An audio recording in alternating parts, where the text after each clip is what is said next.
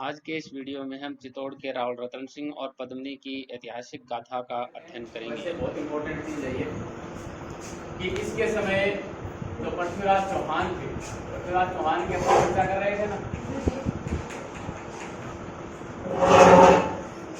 एक व्यक्ति है ख्वाजा मोइनुद्दीन चिश्ती, नाम आपने सुना होगा।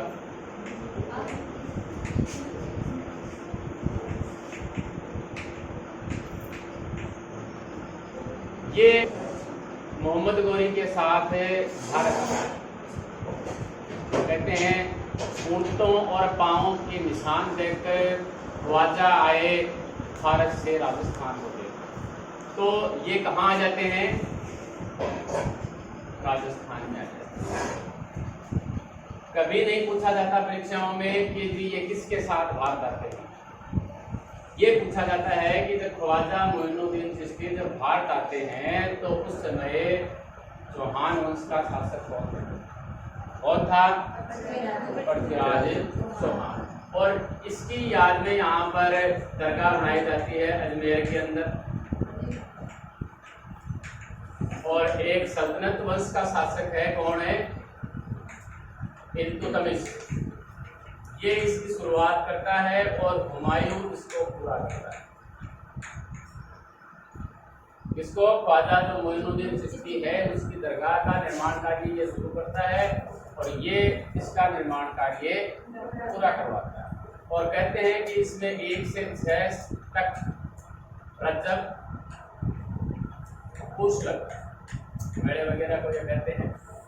ये सभी बातें हैं वो बहुत इंपॉर्टेंट है, इसकी हमने बताई है परीक्षा की जरिए। अब आपके इसके बाद में इसका जो पुत्र है अजयराज, और अंतिम में क्या आ गया जी? हमीर आ जाता है। और हमीर का कौन सी जगह रखी है? ये रणथंभौर। इसको विजिट कर लेता है, कौन है? कर लिया। इसके साथ में एक व्यक्ति थे, कौन है? ये एक लाइन कहते हैं कि जी आज कुफर का गढ़ इस्लाम का घर हो गया। जब विजिट कर लिया जाता है तब 11 जुलाई 1301 ईस्वी में रणथंभौर के दुर्ग को विजिट कर लिया जाता है। उस समय अमीर खुसरो ये लाइन कहते हैं कि ये आज कुफर का गढ़ है वो इस्लाम का घर हो गया है। कुफर का मतलब क्या होता है? यहाँ पर धर्म विरोधी। और इनका धर्म कौन सा था? धर्म कौन सा था इनका? इस्लाम। तो इस्लाम विरोधी। ठीक है, अब हम आगे चलते हैं। इससे आगे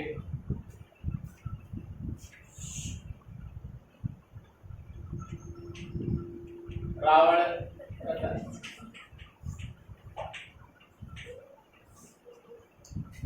1302 से 1300।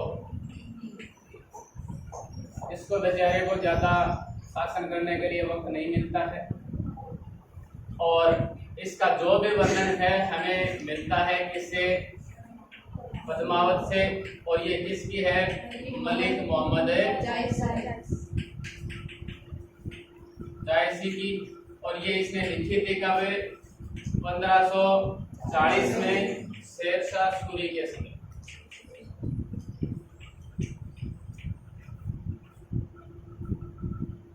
अपने कोष में मुगल बादशाह हैं वो ज्यादा है नहीं।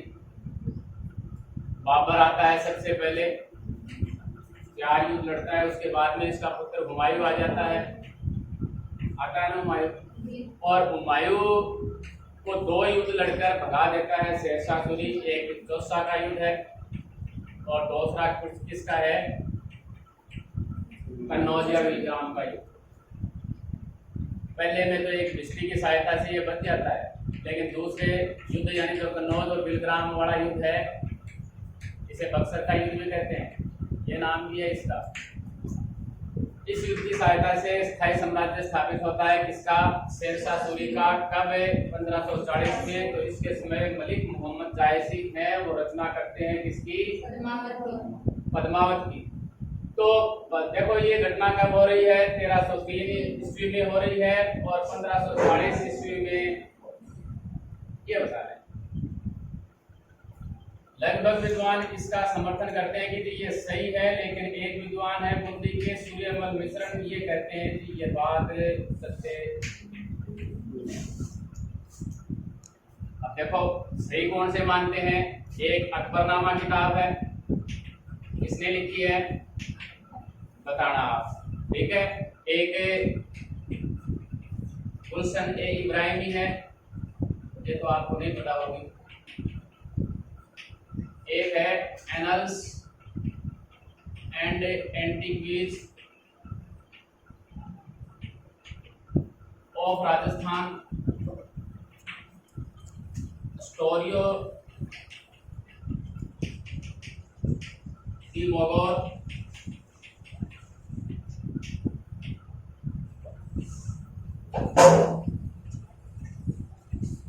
चक्रोली, इस प्रकार की किताबें ये कहते हैं कि जो ये कहानी है वो एकदम सही है, लेकिन ये नहीं मानता। ये लिखी थी किसने? अब्दुल फजल। ये किसने लिखी? फरिश्ता ने। ये बार बार आएगा फरिश्ता, इस्लाम वालों की बहुत तारीफ करेगा ये किसने लिखी? राजस्थान के जो इतिहास के जनक हैं कर्नल जेम्स से टॉड ने लिखी। ये स्टोरी ऑफ द मोगोर, ये शाहजहां के शासन में आते हैं मनुची, ये लिखते हैं। और ये लिखते हैं उद्वीर, ये बताते हैं कि ये कहानी है वो एकदम है सही। होता क्या है पद्मावत के बारे में, अब देखो कहानी कुछ भी हो, इसको रोचक बनाया गया हो, लेकिन हम चित्तौड़ का जो दुर्ग है उसमें देखते हैं तो वहां पर इस जो रानी है पद्मावती का महल है, मतलब पद्मावती रानी रही है। आप वहां पर ये महल देखते हैं, यानी घटना हो सकती है कि थोड़ा बहुत जोड़ तोड़ के बनाई गई हो, लेकिन महल से मानते हैं कि पद्मावती रानी तो रही। और गोरा बादल इनका भी महल है, वहां पर टूट गया है ये एक अलग बात है, लेकिन महल है। ये गोरा बादल देखो अपन चर्चा कर रहे थे, ये भी ग्रुप में, और ये दहेज में साथ लाई थी। कौन है? पद्मावत। अब कैसे ये आक्रमण करता है पहले अब हम वो देख लेते हैं।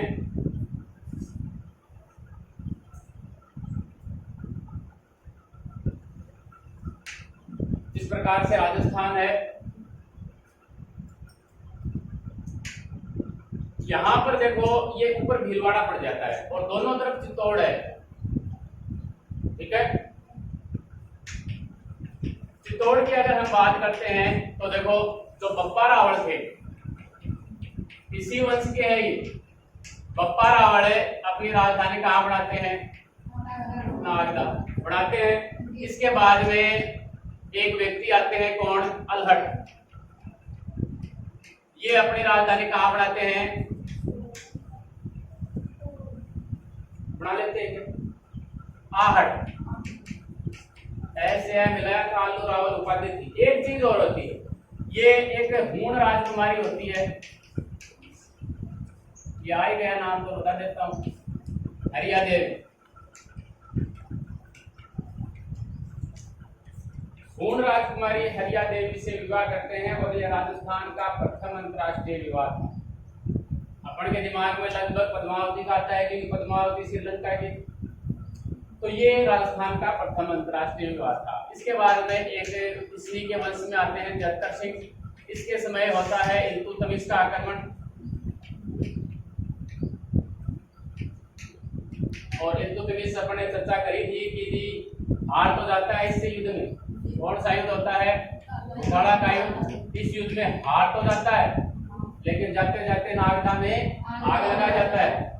तो आग लगाने के बाद में ये अपनी राजधानी आड़ को भी छोड़ देता है और नई राजधानी क्या बना लेता है? बन गई चित्तौड़ राजधानी। फिर इसके बाद में एक व्यक्ति आते हैं रण सिंह।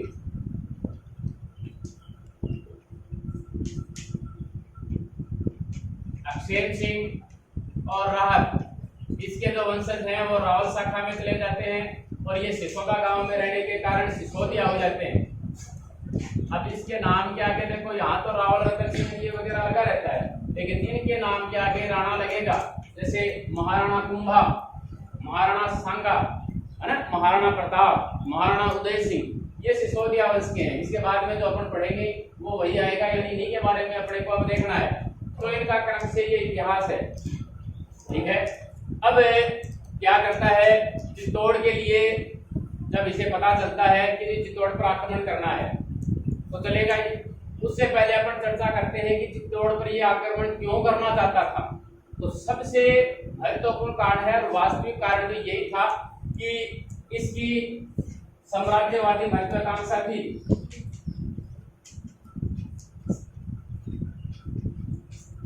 इसकी अलाउद्दीन खिलजी की वास्तविक कारण यही है, क्योंकि इसने उपाधि धारण करी थी एक कौन सी, सिकंदर सानी की, यानी द्वितीय सिकंदर।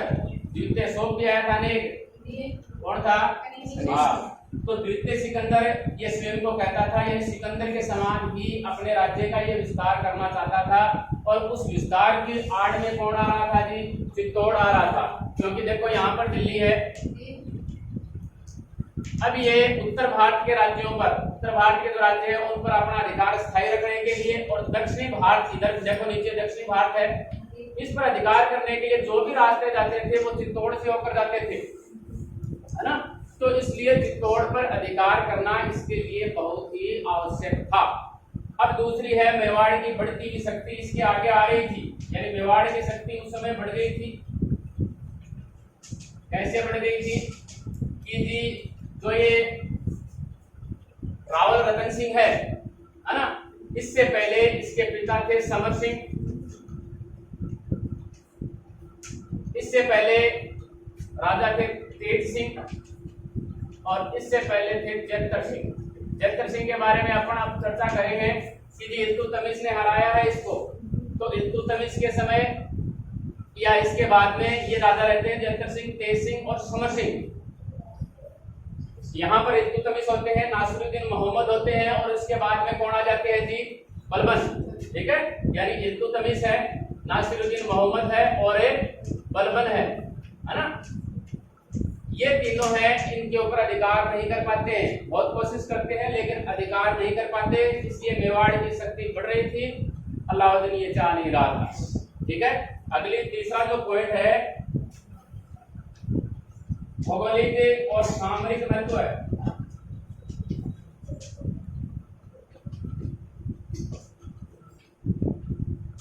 कैसे था, अभी अपन इसके बारे में थोड़ी चर्चा करेंगे कि चित्तौड़ यहाँ है ना। अब जो भी रास्ते दक्षिण भारत में जाएंगे वो चित्तौड़ या चित्तौड़ के आसपास से जाएंगे, है ना। चाहे देखो यहाँ पर मालवा हो, या तो मालवा को विजिट करेंगे ये मुख्य रूप से, या फिर गुजरात को, या फिर जो भी दक्षिण भारत है उसके ऊपर अगर ये विजय प्राप्त करेंगे तो रास्ते कहाँ से जाएंगे जी, चित्तौड़ से होकर। देखो गुजरात, अगर राजस्थान की बात करें तो इस सीमा पर गुजरात है, राजस्थान की इस सीमा पर क्या है, मध्य प्रदेश, और मध्य प्रदेश में स्थान कौन सा है, मालवा है ना। तो हर रास्ता ये इसे होकर जाएगा, और ये इसके राजनीति और व्यापारिक दृष्टि से ये रास्ता बहुत महत्वपूर्ण था, इसलिए इस रास्ते पर ये अधिकार करना चाहता था। तो अगला कारण ये है भौगोलिक स्थिति इसकी, और इसका युद्ध की दृष्टि से, यानी सामरिक मतलब युद्ध की दृष्टि से इसका बहुत ही महत्व था। और लास्ट पॉइंट है इसका पद्मिनी को प्राप्त करने की लालसा।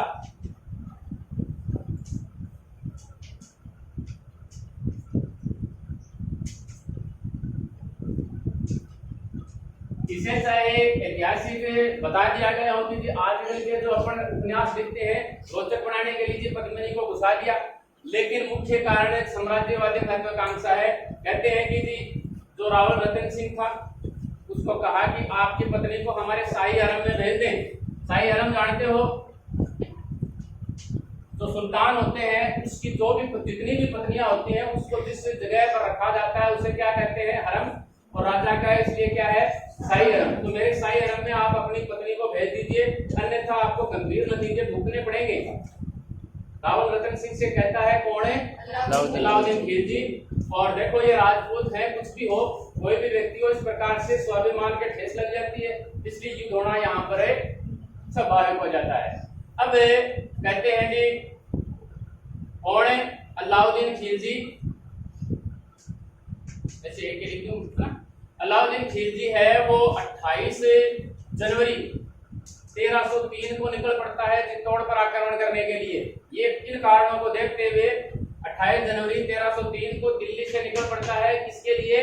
चित्तौड़ को जीतने के लिए, और आ जाता है और 2 माह की घेराबंदी कर लेता है ये, लेकिन फिर भी इसे कोई सफलता प्राप्त नहीं होती। अब फिर ये अपनी रणनीति में थोड़ा सा परिवर्तन करेगा यहाँ पर कि थोड़ी सी मैं अपनी रणनीति बदलता हूँ, हो सकता है इसके कारण मैं जीत मेरी संभव हो पाए। तो ये जो इसका जो महल है, चित्तौड़ का जो महल है, इस चित्तौड़ के महल के जो दीवार है, बाहरी दीवार, वहां पर ऊंचे ऊंचे ये चबूतरे बना देता है और चबूतरों के ऊपर मदनी के तैनात कर देता है। मदनी के वही पत्थर फेंकने वाले हैं। अपन ने पहले भी देखा है कि मोहम्मद बिन कासिम ने वो जो नगर का जो झंडा था उसको मदनी की सहायता से तोड़ा था, तो ये मदनी तैनात कर देता है। लेकिन फिर भी ये जो पत्थर वगैरह इस चित्तौड़ की दीवार पर टकराते हैं, लेकिन फिर भी ये चित्तौड़ की दीवारें हैं दुर्ग की टस से मस नहीं होती।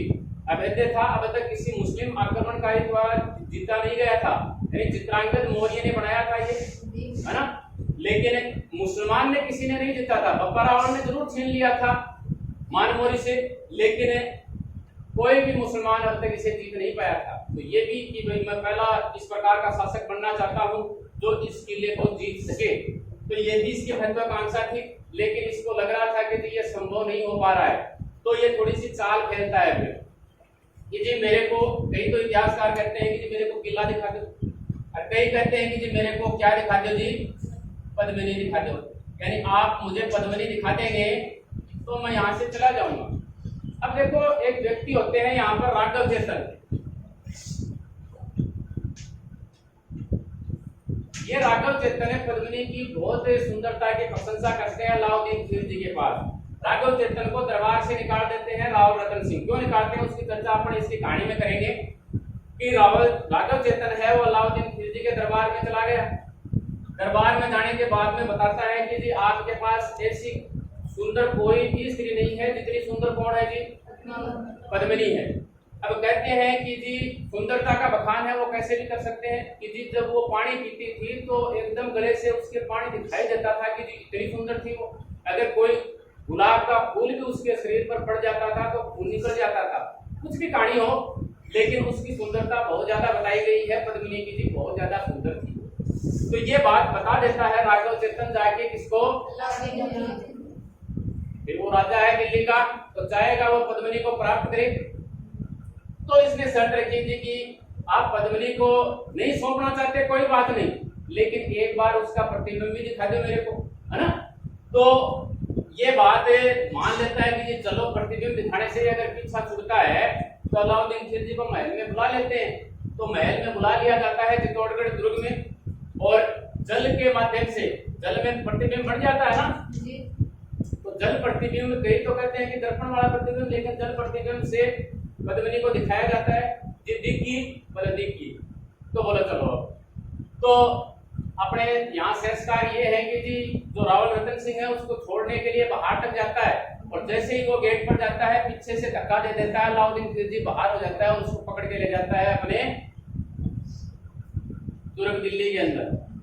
अब वो शर्त लगाता है कि जी आपको अगर रावल रतन सिंह चाहिए तो पद्मिनी मुझे चाहिए, ये आपको चाहिए तो मुझे पद्मिनी चाहिए, आप अपने रावल रतन सिंह को ले जाओ और पद्मिनी को मुझे दे जाओ। ये बात होती है। अब यहाँ पर ये दहेज के रूप में गोरा और बादल लाई थी, पद्मिनी है वो दोनों से सलाह करती है कि जी क्या किया जाए। तो उससे पहले एक शर्त और भी लगाता है, आपकी किताब में थोड़ा सा अलग है कि जी जितनी भी दासियां वो दहेज के रूप में लाई है वो भी चाहिए, और आपके यहाँ दासियां वो भी भेज दो। यानी इस प्रकार से कुल मिला के 1600 की संख्या हो जाती है। अब उस समय पालकियों में ये जाया करते थे, यानी ये दासियां वगैरह या रानियां वगैरह किस में जाएंगे जी, पालकी में। और एक पालकी है उसको 6 जगह कंधा देंगे, है ना, 6 जने कंधा देंगे तो 16 ठिकाने कितने हो जाएंगे जी, हो गए इतने, यानी इतने ये हो गए उतने ये हो गए। अब ये क्या करती है कि जी जो 1600 है उसकी जगह राजपूत सरदारों को बैठा देती है और 96 से ये हो गए। तो 11,200 हो जाते हैं। इतने व्यक्ति कहाँ चले जाते हैं जी? रणथंभौर के दिल्ली के ऊपर छोड़ने के लिए। बात तो यही थी कि पद्मिनी को छोड़ेंगे और रतन सिंह को ले आएंगे। अब इसके ऊपर भी एक शर्त और लगा देती है कि जी मैं सबसे पहले अपने पति से मिलूंगी। कौन कहती है? रावल रतन सिंह की पत्नी पद्मिनी कि जी पहले तो मैं रावल जी से मिलूंगी, फिर आपके शाही हरम में आना स्वीकार करती हूँ। चलो कोई बात नहीं, इतनी सुंदर स्त्री है, अगर डिमांड कर रही है तो कोई बात नहीं, मान लेते हैं, ये बात भी मान ली। और जैसे ही ये रावल रतन सिंह के पास पहुंचते हैं, अलाउद्दीन खिलजी खुद अपने महल में था और सभी वहां पर लड़ाई करते हुए उसको भगा के ले आते हैं। किसको? रावल रतन सिंह को। ये बात पता चलती है किसको? अलाउद्दीन खिलजी को। तो पीछा पीछा करता करता वो उसके पीछे आ जाता है और रावल रतन सिंह, ठीक है, और गोरा और बादल सभी यहाँ पर मार दिए जाते हैं पीछा करने के बाद में। और पद्मिनी है सभी महल में पहुंच जाते हैं अपने चित्तौड़गढ़ दुर्ग में और पीछा करके इन दोनों को मार दिया जाता है। काफी संघर्ष के बाद में ऐसा होता है, कहते हैं मार दिया इनको। ये हो गया इनका केसरिया, यानी पुरुष मर गए तो स्त्रियां क्या करेंगी? जोहर करेंगे। तो कहते हैं कई किताबों में तो 1600 है, कईयों में 16,000 है। इन इतनी स्त्रियों के साथ में रानी पद्मिनी है वो जोहर करती है। और ये है चित्तौड़ का प्रथम शाखा।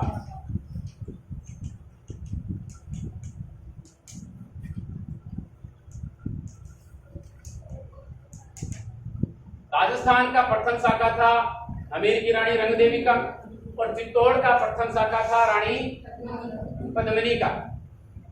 और वैसे राजस्थान का सबसे बड़ा शाखा भी है, यानी सबसे ज्यादा कुर्बानियां यहीं दी जा रही है। ठीक है, अब देखो आगे, इसने घेरा डाल दिया, काफी संघर्ष के बाद में जीत नहीं पाता है। फिर अपने जो इसकी रणनीति है थोड़ा सा परिवर्तन करता है। 2 महीने के बाद में ये मजलिक वगैरह ये तैनात कर देता है कि जी ये 2 तरीके से वो अंदर जाने की कोशिश करता है। फिर काफी संघर्ष के बाद में 26 अगस्त 1303 ईस्वी को इसका अधिकार हो जाता है किसके ऊपर है? चित्तौड़गढ़ दुर्ग। अब चित्तौड़गढ़ दुर्ग पर अधिकार हो गया, पानी खत्म है। इसके बाद में क्या होता है? इसका पुत्र होता है खिज्र खां। थोड़ी सी इसके बारे में कर लेते हैं। इसको यहाँ का राज्य सौंप देता है और इसका नाम बदल देता है, चित्तौड़ का क्या कर देता है? खिजराबाद। अपने बेटे के नाम पर कर दिया। अब कहते हैं कि 1316 ईस्वी में मृत्यु हो जाती है अलाउद्दीन खिलजी की। इससे पहले ये क्या करता है? यहाँ पर एक गंभीरी नदी है, गंभीरी नदी पर एक पुल बनाता है जिसकी सहायता से चित्तौड़गढ़ दुर्ग में जो चित्तौड़गढ़ फोर्ट है ना, चित्तौड़गढ़ सीएम लिख देता हूं मैं, इसके अंदर आसानी से जाया जा सके। अब तक तो देखो जाया नहीं जा रहा था, लेकिन ये ऐसा बनाता है। और इसकी तलहटी में एक मकबरा भी बनाता है ये, और उस मकबरे पर लिखा हुआ है अलाउद्दीन खिलजी के लिए क्या लिखा हुआ है कि ये है ईश्वर की छाया है इसमें। और दूसरा उपाधि इसको क्या दी गई है? संसार का रक्षक या विश्व का रक्षक की उपाधि भी इसको दी गई है। अब देखो इसके बाद में क्या होता है? तो 1316 में ये मर जाता है। तो अब इसका मन वहां पहाड़ियों में थोड़ी लगेगा, तो इसका पहाड़ियों में मन नहीं लगता। खिजराबाद जो खिजर खां है तो ये दिल्ली आ जाता है। और एक जालोर के चौहान होते हैं, ठीक है, और जालोर के जो चौहान है उसका कीर्तिपाल या किट्टू एक नाम है, उसने जालोर के चौहान वंश की स्थापना की थी। जिस प्रकार रणथंभौर के चौहान वंश की स्थापना किसने करी थी? गोविंदराज ने, पृथ्वीराज चौहान तृतीय के पुत्र गोविंदराज ने करी थी ना। वैसे कीर्तिपाल या किट्टू जो है जालोर के चौहान वंश की स्थापना करता है। और इस समय जो इनके शासक थे कानड़दे,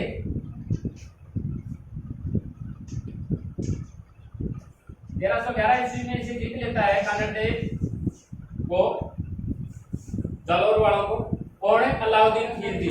अब यहाँ पर एक राजा होता है मालदेव सोनगरा। सोनगरा शाखा थी, ये जो शाखा थी ये सोनगरा थी। ये पहले ही किसके पास चला जाता है, अपने भाई से नाराज होकर अलाउद्दीन खिलजी के पास में। इसलिए अलाउद्दीन खिलजी इसे मारता नहीं है। जब खिज़र खां है वो दिल्ली आता है तो इसे छोड़ के आ जाता है। ठीक है, थोड़ा सा हम यहाँ ये देख लेते हैं, इसे छोड़ के आ गया। फिर क्या होता है आगे, इसका कई तो इतिहासकार कहते हैं कि जी इसका पुत्र था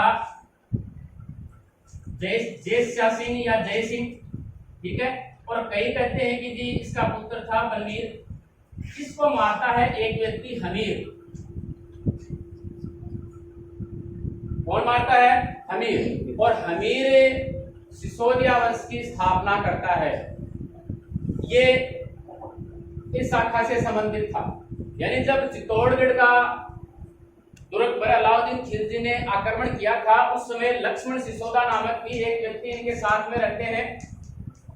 वो और उनके 7 पुत्र होते हैं, वो सभी इसके साथ लड़ते हुए मारे जाते हैं। लेकिन इसी का वंशज है, कौन है? हमीर। हमीर इन दोनों को मार के चित्तौड़ पर पुनः अधिकार कर लेता है और इसे विषम घाटी पंचानन कहा गया है।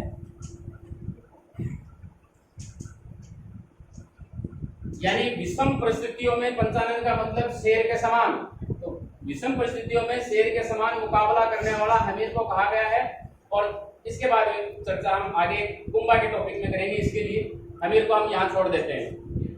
रावल रतन सिंह का हमारा यह अध्याय अब यहीं समाप्त होता है। धन्यवाद।